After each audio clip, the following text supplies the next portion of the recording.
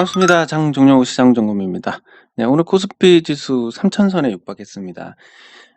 결국 3,000 구경하고 그리고 뭔가 흐름이 나올 거라고 예상을 해볼 수가 있는데, 과거에도 보면 이 2,000선까지 올라올 때 기세가 굉장히 강했습니다. 요 당시에 보면 꿈의 2,000선 도달 뭐 요런 거.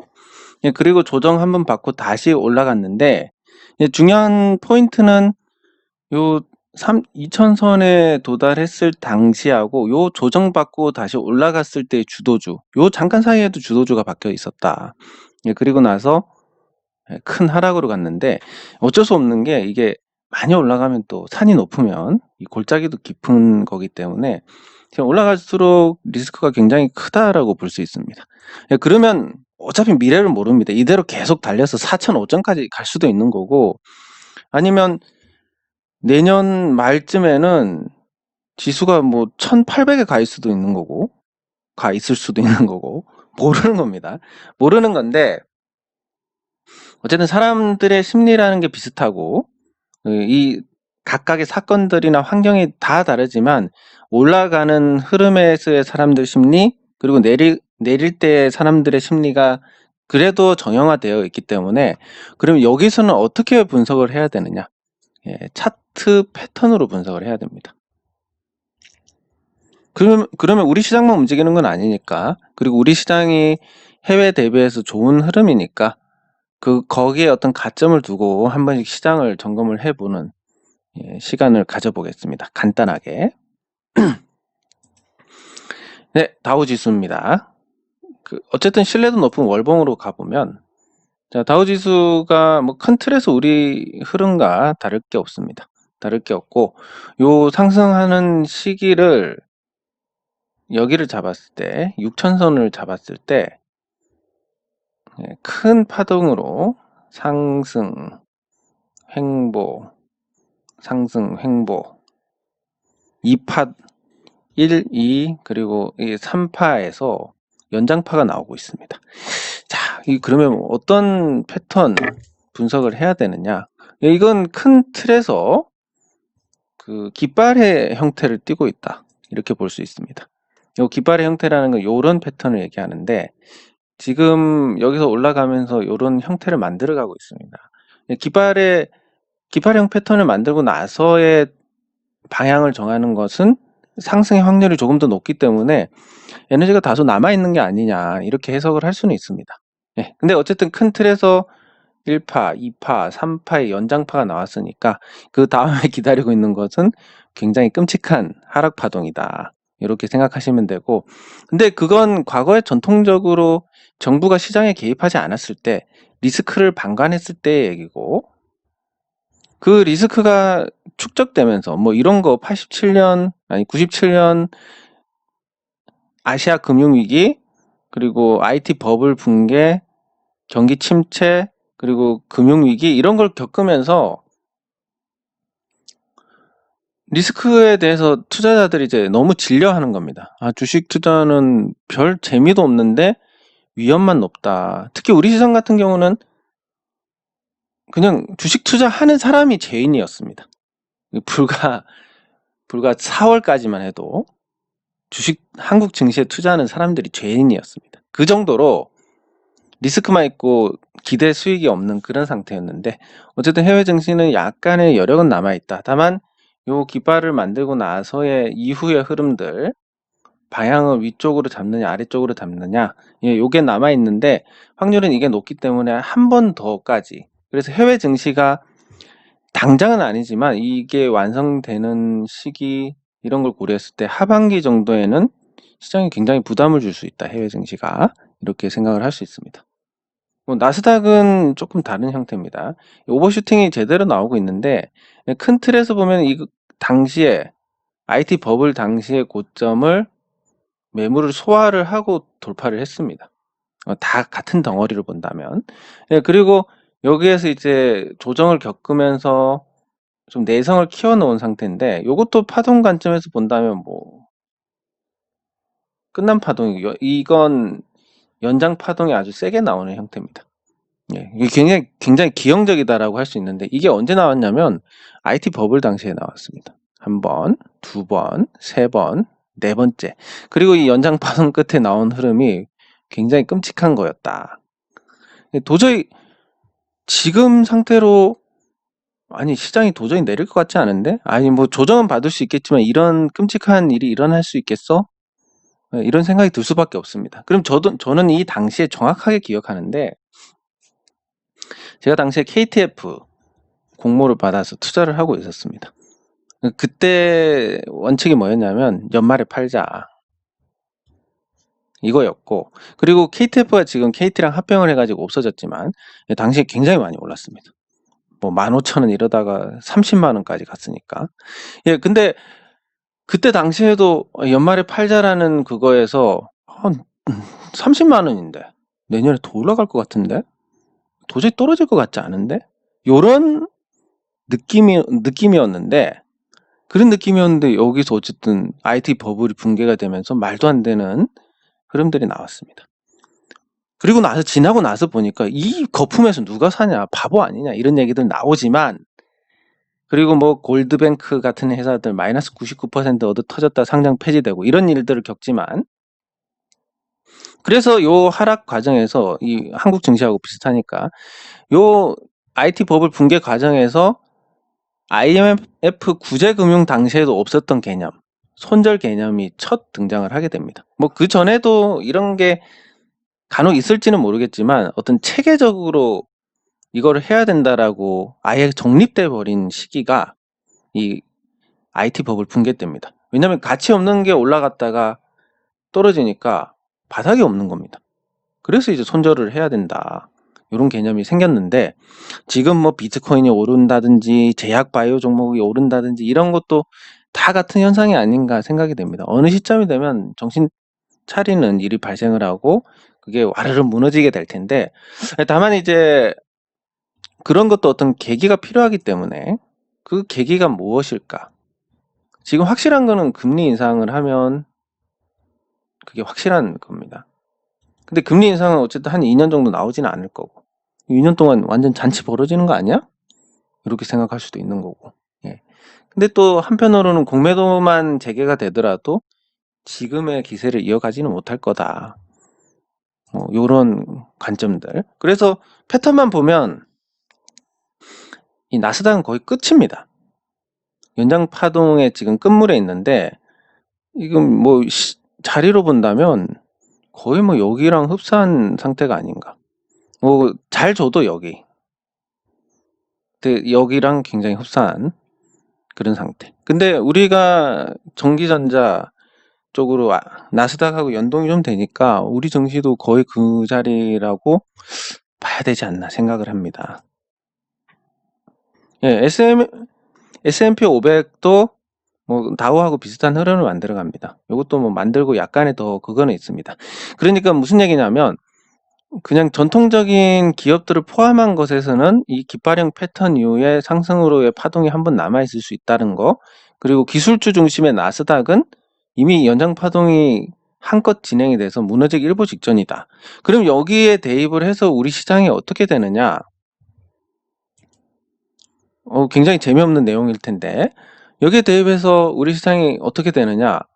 뭐 아무래도 뭐 한 방에 무너지지는 않을 것 같고, 그리고 기술주는 어쨌든 나스닥 따라서 재미없어진다라고 하면 지수는 주춤하게 될 것이고, 그리고 전통적으로 이제 코로나19가 상황이 종식이 되면서 경기가 회복이 될 거고 보복 소비가 나타날 거다. 그러면 전통적인 제조업이 부활할 수 있다. 그리고 우리는 부동산이 강세여서 건설이 좋아지고, 건설이 좋아지면 건설 자재가 좋아지고, 무역이 늘어나면 선박 수요가 늘어나고, 여기에 전부 철이 들어간다. 그럼 또다시 기술주 중심에서 이제 다시 굴뚝주 중심으로 바뀌지 않나. 예, 요 바뀌는 과정에서 기술주는 이미 이 덩치가 이만하고 굴뚝주들은 요만한 상태니까 요게 조금 줄어들고 얘가 늘어나는 과정. 그러면 이 줄어드는 건 그렇게 크지는 않습니다. 그래서 지수가 정체를 할 가능성이 크고 그 사이에 요 늘어나는 부분은 원래 작았기 때문에 크게 늘어납니다. 그래서 요 안에서 보면 기술주들은 여기서 뭐 이런 정도의 조정을 받을 가능성이 크고, 굴뚝주들은 요렇게 가지 않을까. 그러면 그 다음까지 이렇게 갔을 때 이제 여기서 여기까지 올라가면서 덩치가 커진 상태에서 다시 이렇게 붙는 거고, 그럼 얘랑 시가총액 비중이 비슷해지면 이제 올라가고 정체가 되는 상태면 지수가 올라간다. 그래서 요 틀에서 제가 말씀드리는 겁니다. 작년에는 좋았고 올해는 정체를 하고 내년에는 좋을 것이다. 그리고 이미 올랐기 때문에 더 살 사람도 없고, 뭐 더 올라간다? 이건 외국인이 없는 중소형주에서는 가능한 얘기지만, 시세가 뭐 끝없이 올라가는 거는 파는 사람이 없어야만 가능합니다. 그리고 이런 흐름이고, 요렇게 가다가 요런 흐름이고, 뭐 요렇게 되지 않을까. 그래서 이제 이렇게 이미 오른 종목 말고 안 오른 종목들에서 기회가 있을 것이다 라고 말씀을 드리는 겁니다. 하지만 어떻게 될지는 아무도 모릅니다. 저도 경험과 차트 패턴과 그리고 최근에 잘 맞는 이런 감각까지 더해서 말씀드리는 거니까. 네, 어쨌든 3천선 찍을 것 같고 이런 어떤 교차의 흐름이 나올 수 있다. 이렇게 예상을 할 수 있습니다. 그리고 코스닥으로 가면 코스닥도 1천선 찍으려고 합니다. 그리고 굉장히 좋게 보는 게 지금 제가 보유한 이 코스닥 150 선물 인버스는 정체 상태입니다. 지수가 올랐는데 코스닥 150은 정체다. 오, 그러면 작은 종목들이 큰 종목들의 하락을 다 상쇄를 했다는 내용인데, 이건 굉장히 긍정적으로 봅니다. 그리고 대형주는 올라가면, 대형주가 상승하면 결국은 올라갔을 때 외국인이 때립니다. 외국인 뭐 때려봐, 개인 투자자들이 이렇게 많이 들어와서 다 봤는데 라고 생각하실지 모르지만, 100원짜리 종목이 100원짜리 종목에서 매도 때리면 뭐 다 받아낼 수 있을 겁니다. 100원짜리 종목이 지금 지수가 2배 오르는 과정에서 한 400원, 4배 정도 올랐습니다. 그러면 여기서 같은 물량을 때리는 외국인들 물량을 받아내려면 엄청 4배 자금이 필요합니다. 4배에. 다른 개념 똑같습니다. 지금 뭐 예를 들면 이 세미콘 라이트를 한번 예를 들어보면, 우리가 다뤘던 종목이니까 익숙하니까 그렇습니다. 자, 여기서 세미콘 라이트 주식 이 자리에서 열심히 뭐 매수를 합니다. 그때 당시에 시총이 전환사채가 주식 전환 전이었으니까 시총이 300억도 안 됐던 것 같은데, 요때는 뭐 한 300억씩 쓸어 담아버리면 더 이상 뭐 팔 사람이 없는 겁니다. 그러니까 괜찮은데 여기서는 이제 시총 한 1000억 가까이 갔습니다. 그러면 보유 주식 10%만 매도해도 어떻게 됩니까? 100억이 쏟아집니다. 여기서는 10% 매도해도 20억대가 나오는데 반면에 여기서는 100억이 쏟아집니다. 그러니까 이게 버틸 수가 없는 겁니다. 주가가 올라갈수록 주식 수는 변하지 않지만 그 주식의 금액은 늘어나기 때문에 한번 뭔가 매도가 나오면 끝입니다. 근데 심리가 똘똘 뭉쳐가지고 이렇게 시세를 계속 가져갈 수도 있습니다. 근데 대형주는 그게 안 되는 게 세 가지가 있습니다. 대형주에서 그거 안 되는 첫 번째 이유가 장기 자금. 지금 한국 워낙 강세에다가 지수 상승으로 지금 장기 자금들은 차익 실현할 아주 절호의 찬스가 나왔습니다. 10년 동안 그냥 잊어버리고 있다가 차익 실현할 절호의 찬스가 나왔고, 그럼 매도 주체가 어떤 식으로든 계속 있다라는 거. 네, 그리고 두 번째는 이 대형주가 상승하는 과정에서 심리가 ETF 때문에 또 꼬일 수 있다라는 거. ETF는 뭐냐면 그냥 조금 올라가면 매도가 나오고 조금 내려가면 매수가 나옵니다. 박스근 흐름을 유도를 하고 실제 그 영향이 컸을 때는 박스피였고, 지금은 이걸 탈피를 하긴 했지만 어쨌든 올라갈수록 ETF는 매도 요구가 강해질 겁니다. 요거 갖고. 세 번째가 이제 장기 자금에 의한 매도, ETF에 의한 매도, 그리고 프로그램에 의한 매도. 지금은 이제 프로그램 매매가 그 금융투자 중심으로 매수로 유입이 되고 있는데, 그게 이제 선물이 고평가되면 선물을 팔고 저평가된 현물로 사는 구조입니다. 네, 근데 이제 선물이 글쎄 지금 고평가 상태는 아니기 때문에 점점 이제 요 프로그램 매도가 나올 가능성이 크고, 요런 매물들로 인해서 대형주들은 아무리 추세적으로 상승해도 한계가 있더라. 근데 중소형주들은 예를 들면 이런 거 신풍제약 같은 종목들 보면 한번 그런 팬덤이 형성이 되니까 6,500원짜리 20만원까지 가는데, 뭐 물론 변동은 있습니다. 변동은 있지만 20만원까지 갑니다. 그러니까 거의 30배가 올랐습니다. 근데 지금 대형주에서 30배가 오를 수 있는 종목이 있겠습니까? 예를 들면 LG화학. 자, LG화학이 지금 시가총액이 63조입니다. 63조 곱하기 30이면 세계 시가총액 1위가 되나? 예. 뭐 거의 F라고 맞먹습니다. 이런 거 기대할 수가 없습니다.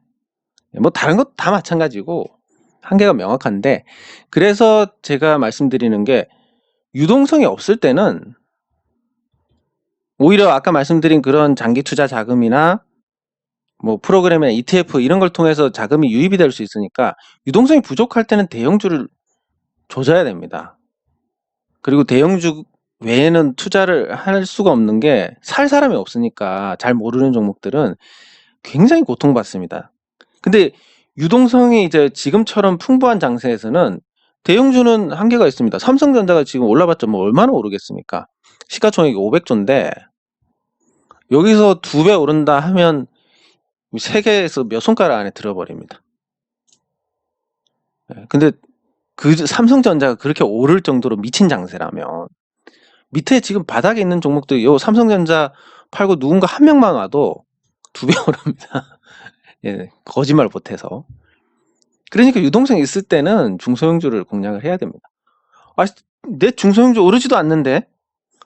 그것도 제가 설명을 드리면, 자, 영신금속을 한번 설명을 드리겠습니다. 영신금속 지금 올라가는데, 삼성전자 올라가고 LG화학 올라가는데 영신금속 안 올라가서 열받는다. 지금 이 기간입니다. 이 기간. 아니, 1년 내내 다 먹자고 생각하시면 안 되는 거고, 얘가 갈 때 안 갈 때도 있고, 안 갈 때 갈 때도 있고, 이런 거고, 그거에 왔다 갔다 하면서 더 잘 올라가는 이런 거 정도를 기대를 하셔야 되지, 1년 365일 내내 그런 걸 기대를 하시면 굉장히 곤란하지 않나 싶습니다. 그래서 요 종목을 보더라도 지금 주요 대형주들의 상승률인데 점점 키를 맞춰가고 있습니다. 현대차가 먼저 달려가고, 기아차, 그리고 글로비스, 모비스, 이런 식으로 이제 격차를 조금씩 좁혀가고 있는데, 자, 이 대형주들이 많이 올랐다라고 보고, 그러면 영신금속을 한번 넣어 보겠습니다.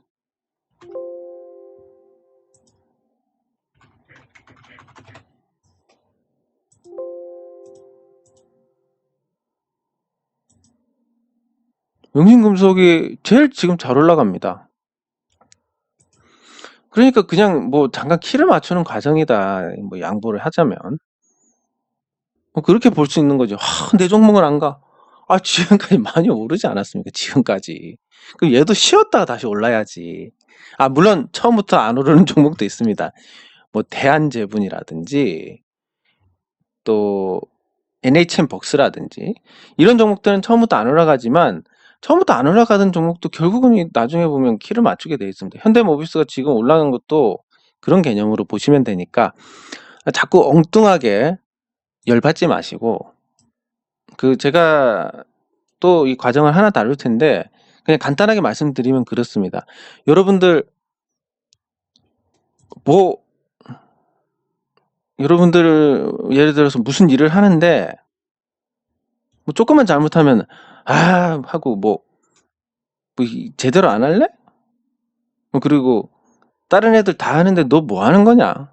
뭐 이렇게 됐을 때, 지금 그 주식에서 내 끔 안 가고 미치겠네, 이런 마음이 인간관계에 대비를 했을 때 이게 얼마나 싫어할 마음인지 한번 생각을 해보시기 바랍니다. 주식은 사람이 아니니까 뭐 상관없다라고 하실지 모르지만, 거기서 여러분의 인성이 드러납니다. 뭐 골프 쳐서 보면 성격 성향이 다 나온다고 하듯이, 주식에 대해서도 마찬가지입니다. 뭐 내 차례 오르겠지. 내 차례 와서 오르겠지. 뭐 좀 시간이 걸리네? 그 정도 하시는 분하고, 와, 미쳐버리겠네. 뭐 이런 분들하고, 그리고 어떤 사람들이, 미쳐버리겠네. 이 저 XX 하는 분을 가까이 하고 싶겠습니까? 여러분들 모르는 사이에 다 드러나는 겁니다, 그게. 네, 그러면 종목을 보기 앞서서 댓글 확인하고 가겠습니다. 예, 근데 이게 지금은 아직 견딜만 하시니까, 뭐, 차례를 기다린 거에 대해서 공감을 하시겠지만, 지금 올라가는 종목도 계속 올라가고, 계속 내 종목이 제자리에 있으면, 뭐 차례를 기다리긴 뭐 개뿔 이런 소리가 나올 수 있습니다.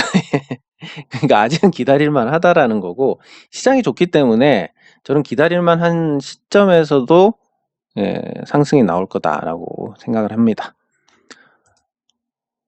네, 요런 실수를 하시면 사실 이게 요런 실수, 매수한다는 걸 매도를 했다, 이런 실수는 사실 다시 매수하시면 됩니다. 근데 또 이런 실수를 하고 나서 그게 잘 안 됩니다. 왜냐하면 마음속 깊이 뭔가 내 실수가 수익으로 연결되지 않을까, 이런 기대 때문에. 그런데 그래서 실수한 김에 그냥 이렇게 대응해야지라는 것과, 매도를 했는데 나중에 가서 결과가 나빴다, 이렇게 됐을 때 어차피 수정할 수 있는 기회는 얼마든지 있었습니다. 그럼에도 불구하고 나빴다, 이것 때문에 내가 실수했다, 이건 아닌 겁니다.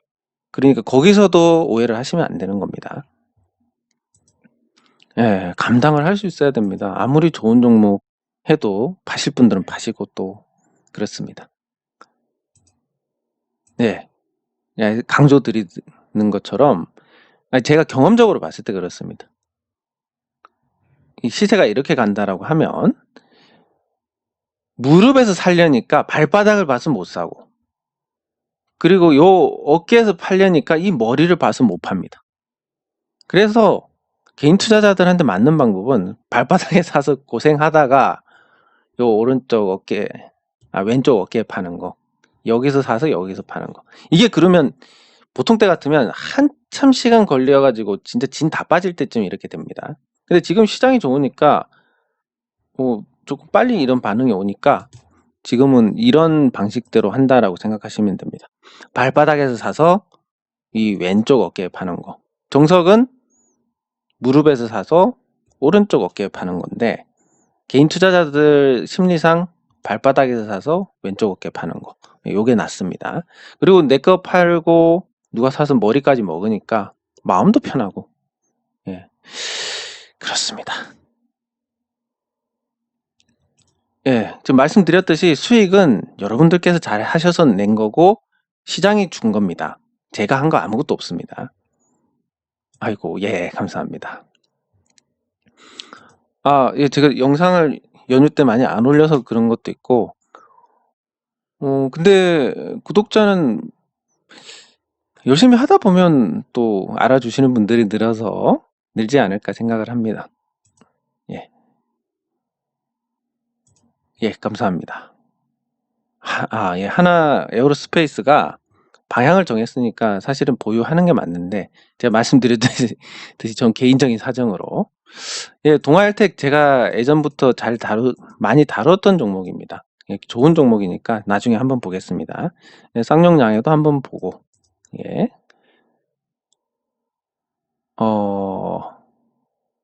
아이고, 축하드립니다. 반말하시는 게 좀 괜찮지 않을까 싶습니다. 왜냐하면 뭔가 감사합니다, 뭐 이런 무거운 거면 뭔가 제가 뭐가 된 것처럼 이렇게 또 저도 모르게 그런 생각을 할 수 있으니까. 네. 아이고, 수익 많으시네. 감사합니다.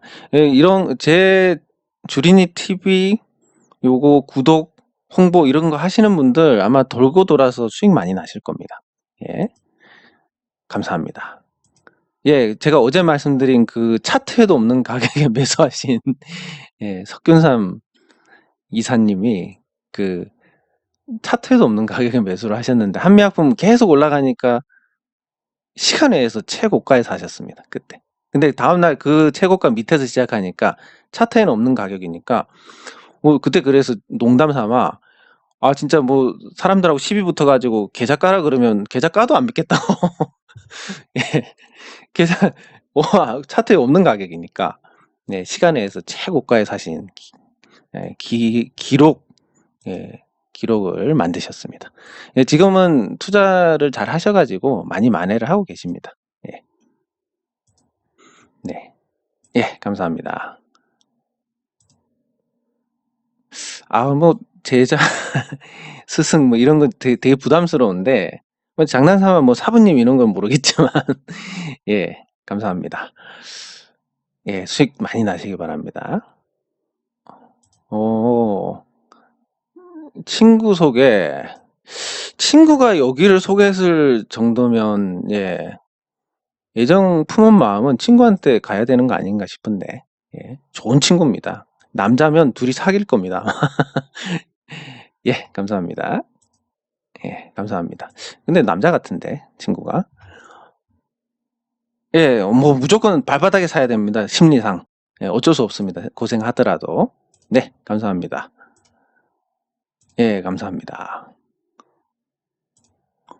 제가 말씀드렸듯이 대형주는 제가 사고 팔고 하는 게 그렇게 여러분들께 도움이 안 될 겁니다. 그래서 제가 공개도 안 하는 거고, 그리고 제가 종목 소개만 해드리지 뭐 특별한 내용을 말씀드리지 않습니다. 제가 말씀드릴 수 있는 건 저는 개인적인 사정으로 대형주를 다 정리했고, 그리고 지금 대형주 중에서 여러분들께서 정리를 하셔야 될 종목은 어제 언급해드린 것처럼 오버슈팅이 나오는 종목들, 지금 변동성 굉장히 크고 시세 많이 난 종목들, 그런 종목들을 매도를 하셔야지 다 매도하시는 게 아닙니다. 제가 그리는 시장 전망은 어쨌든 지수는 이렇게 가고 주도주는 아이고 없어져 버렸네. 시장은 이렇게 가고 주도주는 이렇게 가고 소외주는 이렇게 가고, 그래서 이 지금 대형주 중에서 소외주들은 특히 원화 강세 수혜주들은 요 자리라고 생각을 합니다. 이런 자리에서 대형주 다 팔아라고 매도를 한다? 이건 아닌 것 같고, 지금 요 자리에 있는 건 어제 제가 빨리 언급해드린 그런 종목들, 이미 시세 많이 난 종목들, 그런 종목들입니다. 그래서 다 파실 필요는 없습니다. 현대글로비스도 딱히 뭐 나쁠 것 같지는 않습니다.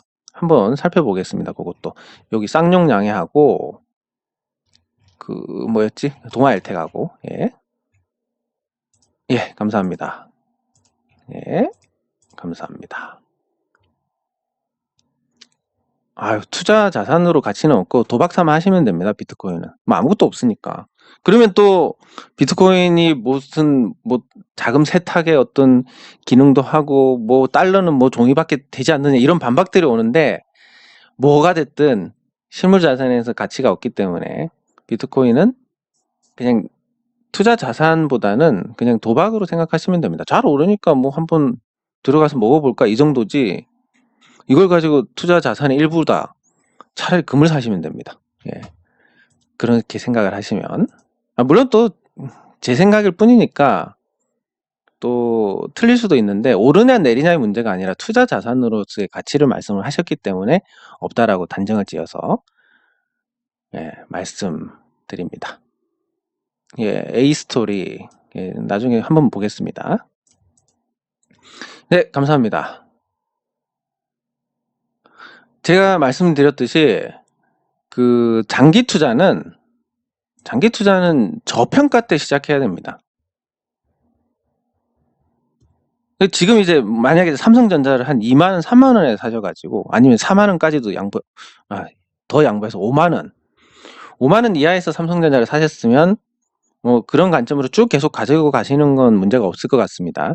근데 뭐 이제 와서 한 7만 원, 8만 원에 사가지고 장기 투자해야지, 저평가 때 사지 않으면 장기 투자 아무 의미가 없습니다. 결국은 요 가치가 이렇게 증가하는 종목에서 주가가 올라갔다 내려갔다 이거를 벗어났다가 이런 식으로 어떤 중력이 있는 것처럼 당겨집니다. 그 개 산책시킬 때 주인보다 앞서거니 뒤서거니 하는 것처럼. 그러면 지금 삼성전자는 어쨌든 이 가치보다 높은 이 자리인데, 여기서 사가지고 장기 투자하면 요 시간 가치를 날리게 됩니다. 그리고 이때 마음고생 해가지고 여기서 또 매도를 하게 됩니다. 장기 투자 해봤자 아무 소용이 없습니다. 그래서 여기서 샀으면 그래도 뭐 손실 구간 안 보고 계속 이렇게 가는 거니까. 예. 그래서 말씀드리는 게 삼성전자 자체가 장기 투자가 된다 안 된다의 문제가 아니라 저평가 때 산 것만 유효하다라고 생각하시면 됩니다. 예. 그래서 지금 평단가가 5만 원 미치면 그대로 가져가셔도 될 것 같고, 평단가가 7만 원 위가 된다면 그냥 파시는 게 좋을 것 같고, 5만 원에서 7만 원 사이면 조금 더 고민을 해보시면 좋을 것 같습니다. 예, 까치밥은 남겨주셔야 됩니다. 안 그러면 예, 그냥 밥이 됩니다. 네. 아이고, 수익 많이 나셨습니다. 축하드립니다. 예. 아이고, 감사합니다. 싼 종목은 이 친구가 그 친구인가? 예, 형? 둘이 나중에 사귈 것 같은데. 예. 아무튼 예, 종목은 자주 소개를 해드릴 겁니다. 지금 소개를 해드린 종목도 많고, 뭐 고려아연, CJ제일제당 등등 이러면서 이제 제가 여러분도 이제 여기서 하나 포인트를 찾으시는 게, 제가 소개를 해드린 종목 중에서 대형주 소개해드린 종목 중에서 뭐 삼성생명도 있었고 뭐 그렇습니다. 다 올랐는데 뭐 대한제분 이런 애들은 어쨌든 오른 게 아직까지 많이 없으니까 제가 의식적으로 언급을 안 하게 됩니다. 뭐 제가 고려아연 말씀드릴 때 저도 모르게 내심 고려아연 오늘 좀 올랐으니까 이러면서 자동으로 그냥 뭔가 목소리에 힘이 들어가는데, 고려아연도 말씀드렸고 CJ제일제당도 오늘 올랐으니까 또 힘이 들어가서 말씀드리지만, 뭐 이런 종목 하다 대한제분 나오면 그냥 입 닫아버립니다. 그러면 이제 잘 모르시는 분들은 와, 저 친구가 말한 종목마다 다 오르네? 사실 시장이 오른 거지 뭐 제가 뭐 특별해서 그런 건 아닌 거고. 근데 또 저도 모르게 이렇게 이 종목 저 종목, 오른 종목도 있고 내린 종목도 있는데, 저도 모르게 오른 종목에만 약간씩 마음이 더 가고 더 언급을 하게 되니까 다 올랐네 이렇게 생각하실 수 있습니다. 그래서 계속 그런 종목들은 나갈 거지만 그거를 최종적으로 판단해서 투자를 하는지 마는지, 비중을 얼마나 두는지는 직접 판단하셔야 됩니다. 예. 400만. 아우, 좋습니다. 예. 그러려면 이제 지수가 한 1만 정도는 가야 되지 않을까? 예. 아유, 약간, 예. 뭔가 이 대화가, 주식 투자하시는 분들만 이해할 수 있는 이런 패턴으로 흘러갑니다. 예. 요즘 이제 가상화폐 이런 광고들이 뛰는 거 보니까 가상화폐가 거의 고점에 온 게 아닌가 생각이 듭니다.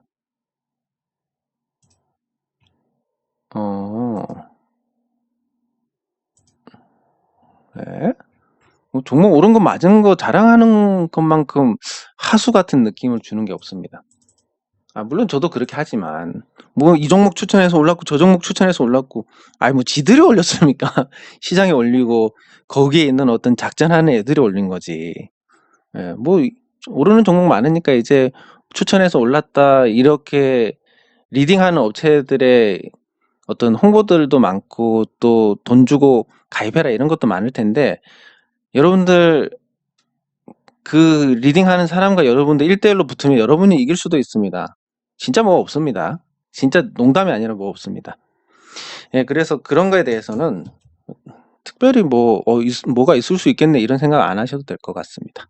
자, 그러면 종목 고려아연. 그 고려아연은 지난번에 보셨듯이 여기 이제 제가 여기 보시면 채널로 들어와 보시면 종목 분석이 있습니다.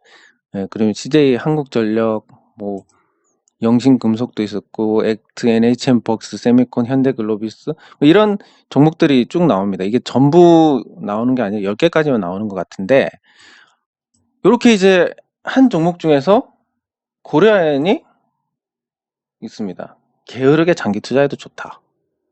근데 이게 시장이 좋다 보니까 길게 가지고 가려고 했는데 바로 방향을 잡아버립니다. 예, 요런 거 괜찮습니다. 네, 그리고 그냥 단순하게 보시면 됩니다. 뭐든 이게 어디까지 갈까요? 이런 질문들 하시는데 그걸 누가 합니까? 그거를 아무도 모릅니다. 근데 대충 그냥 하나 팁을 가르쳐 드리면 파동이 저점에서부터 여기까지 갔습니다. 근데 여기서 시작하는 파동이 여기 정도로 볼 수 있는데 그러면 여기보다 올라갔네? 그리고 시장이 이때 당시보다 지금이 더 좋은 것 같네? 그럼 얘는 조금 더 올라가겠네. 이렇게 볼 수 있습니다. 실제 그렇게 될지 안 될지는 모릅니다. 그리고 여기서 이 정도 파동의 길이가 이 종목은 비슷하네? 그럼 이 정도 생각하면 한 48, 9만 원까지는 볼 수 있지 않을까. 뭐 여기 그냥 팁인데 요 정도만 하시면 됩니다. 이 이상은 누구도 모릅니다. 물론 속 시원하게 여러분들 이 종목 50만 원 갑니다. 50만 원까지 꼭 가지고 가세요. 너무 편하지만 그건 그냥 무당이 점치는 거랑 똑같은 겁니다. 예. 그렇게 하고 또 한 종목은 CJ제일제당. 어쨌든 제가 다른 종목을 관심 있게 보실 거니까 CJ제일제당은 에너지 모으다가 지금 방향 잡았습니다. 거래량 동반해서. 근데 저는 삼성전자를 위시한 그 뭐 삼성 SDI나 이런 종목에 대해서 굉장히 부정적으로 지금 보고 있습니다. 같이 올랐지만 자, 삼성 SDI 뭐 이만큼 올랐는데 여기서부터 얼마나 먹겠습니까? 지금 뭐 가봐야 100만 원일 텐데 진짜 잘 가면 삼성 SDI가 100만 원 가면 시가총액이 70조, 80조가 됩니다. 그러면 이거를 충족할 만한 영업이익을 내려면 삼성 SDI가 분기에 최소 2조 원씩 영업이익을 찍어야 됩니다. 지금 삼성 SDI 분기 영업이익 보시면 이 정도 시가총액 되려면 뭐 미래 가치 이런 거 저는 모르겠습니다. 미래에 어떻게 될 줄 알아서. 그러면 나중에 100조 돼가지고 시총 80조를 찍었다. 자, 삼성 SDI가. 그러면 적정 주가를 따지면 영업이익이 2조 원씩 나와야 됩니다. 매 분기마다. 매 분기마다 2조 원이 아니라 2천억도 할까 말까한 상태니까 이게 뭐 버텨봤자 얼마나 버티겠습니까? 그리고 제가 기준으로 말씀드린 거 PBR 4배 이제 넘어갔습니다. 넘어갔으니까 오래 못 버팁니다. 당장은 조금 더 올라갈 수 있지만 오래 못 버팁니다. 그래서 지금 이 삼성 SDI에서 나온 이 상승 2%짜리 상승하고 CJ제일제당에서 나온 이 7%짜리하고 상승하고 비교를 하자면 뭐 많이 오르면 좋지 않다며 팔라며 그런 관점이 아니라 더 이상 갈 데가 없는 데서 오르는 거하고 이제 막 방향 잡아서 오르는 거하고는 틀린 겁니다. 그래서 통틀어 가지고 대형주를 몽땅 파시기 바랍니다. 그게 아니라 오버슈팅이 나온 대형주만 몽땅 파시기 바랍니다. 이 얘기입니다. 예. 지금 이건 오버슈팅이 아니라 추세 전환의 신호입니다. 이건 좋은 겁니다. CJ도 그렇고 고려아연도 그렇고. 그러면 제가 언급해 드린 종목들 한 번씩 살펴보면 한국전력 1차 파동 나오고 잘 유지하고 있습니다. 한번 상승하고 2차 파동 나오지 않을까 생각을 할 수 있고 삼성생명 삼성생명은 제가 팔았지만 걱정하실 필요가 없습니다. 지금 일단 삼성그룹에서 오늘 무슨 종목이 올랐냐면 그 애를 먹이던 삼성 SDS까지 올랐습니다. 네. 삼성 SDS가 오르면서 무슨 일이 만들어졌냐면 삼성그룹에서 상장한 종목 중에서 공모가 아래에 있는 종목이 유일하게 삼성생명밖에 없다. 근데 상장한 지 얼마나 됐습니까? 거의 10년 됐습니다. 10년 됐고 10년 전에 지금보다 돈 가치가 훨씬 더 높았던 10년 전에 11만 원의 공모를 했습니다. 그리고 10년 동안 기업 가치가 2배 이상 늘어났고 보유 중인 삼성전자 가치가 4배가 됐습니다.